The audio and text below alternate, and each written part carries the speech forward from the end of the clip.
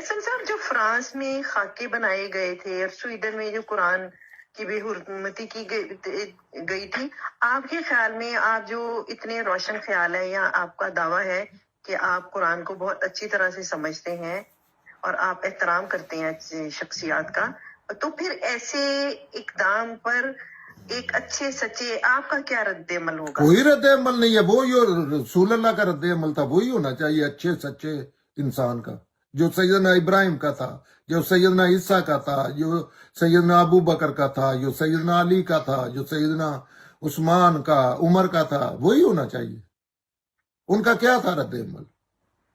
ہاں جی بتائیے۔ آپ کو نہیں پتا رسول اللہ کے ساتھ کیا سلوک کیا تھا انہوں نے تو آگے سے ریزسٹ نہیں کیا تھا، وہ خاموش رہے تھے، انہوں نے تو صبر وہی کیا تھا۔ ریزسٹ کیا تھا انہوں نے، ان resist سے کیا بڑا تھا۔ ریزسٹ کسی نے نہیں کیا تھا، انہوں نے صحیح بات سامنے رکھی تھی، انہوں نے کہا تھا یہ اس میں تو ان والی کیا بات ہے، اور سارے لوگ مان گئے تھے۔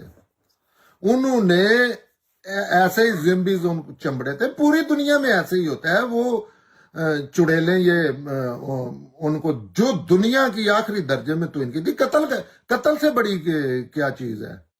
ابھی مردے کو قتل تو نہیں کر سکتا کسی کو، سب سے بڑا جرم تو یہ ہے کہ قتل کر دیا جائے اللہ کے ہاں بھی۔ تو جو مردے ہیں ان کو قتل تو کوئی نہیں، قتل پہ بھی انہوں نے نہیں اس طرح کی کوئی رویہ اپنایا، انہوں نے صحیح بات سامنے رکھ دیا کہ یہ دیکھو اللہ کا قرآن دیکھو، پڑھو تو صحیح خود، یہ نہ خود سمجھتے ہیں نہ یہ کیا کرتے ہیں، اپنی بلڈنگیں جلا دیتے ہیں۔